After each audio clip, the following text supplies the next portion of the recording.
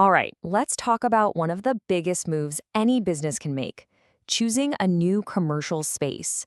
Today, we're going to break down how to find that perfect spot and maybe more importantly, how to sidestep some of the really expensive traps that so many people fall into. So let me just ask you something. When you're scrolling through listings, hunting for that new office or storefront, what's the very first number your eyes dart to? For pretty much everyone, it's the exact same thing. Yep, it's this question, right? The big headline number. The one that tells you in a split second whether a place is even in the ballpark. It feels like the most logical place to start, and it's what basically everyone does. But what if I told you that this very first step, this focus on the monthly rent, is actually a trap?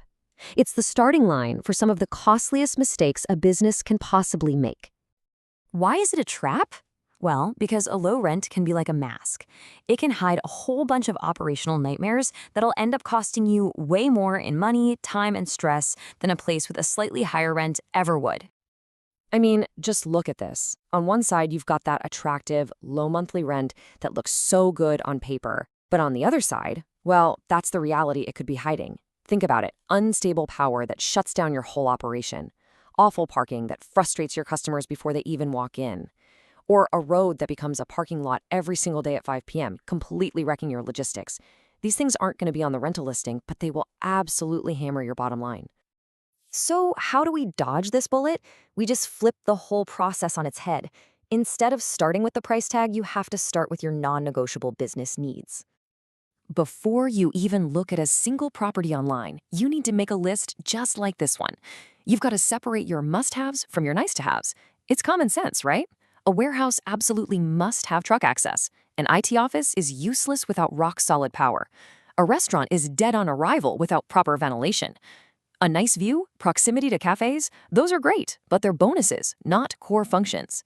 This list becomes your most powerful filter. And here is the golden rule. If a property doesn't check off one of your must-have boxes, you just walk away, period. Don't fall into the trap of telling yourself, oh, we can make it work, or we'll adjust later. You almost never can. Trying to fix a core problem after you've signed the lease is a recipe for absolute disaster. Okay, so once you've filtered your options using that essential needs list, now it's time to dig into the finances and uncover all the costs that are hiding behind the price tag. You know, that advertised rent is really just the tip of the iceberg. You have to account for things like service charges, maybe fuel for a backup generator, the cost of just getting the internet set up. And then you have the really big ones, fit-out costs and the security deposit. A cheap empty space could cost a fortune to renovate, which might make a slightly pricier, semi-furnished office the much smarter move. And don't forget, a huge security deposit is your cash just locked away, not working for your business. Here's a simple but really powerful technique you should use. The two-visit rule. First, you have to go during your peak business hours. Check out the traffic, the noise levels, see if customers can actually get to you. Then, you go back in the evening. Is the area well lit? Does it feel safe for your staff who might be leaving late? You will learn more from these two visits than from a dozen phone calls, I promise. Now, before you even think about putting down a deposit, you need to get written proof on three critical points. Who legally owns this property and has the right to lease it? Is it officially zoned for your type of business? And are all the fire safety certificates valid and on paper? You have to verify the stuff yourself. All right, and that brings us to the final line of defense. This is the one document that can either be your shield or your cage, the lease agreement itself. This is so important. Please do not just treat the lease like a formality you have to get through. It's not.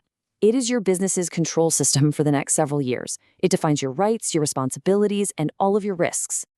So you've got to look really closely at these key clauses. What's the lock-in period? How much can the rent go up each year? Who is responsible for maintenance? You know, if the air conditioning dies, is that your problem or the landlord's? And maybe most critically, what happens if you need to break the lease early? What are the penalties? Even a standard lease can have clauses that put all the risk on you. So when it all comes down to it, the next time you're looking for a commercial space, don't just ask about the rent. You've got to ask the right questions, you have to do your homework, and you have to make sure you're signing up for an asset that's going to help your business grow, not a liability that's going to hold it back.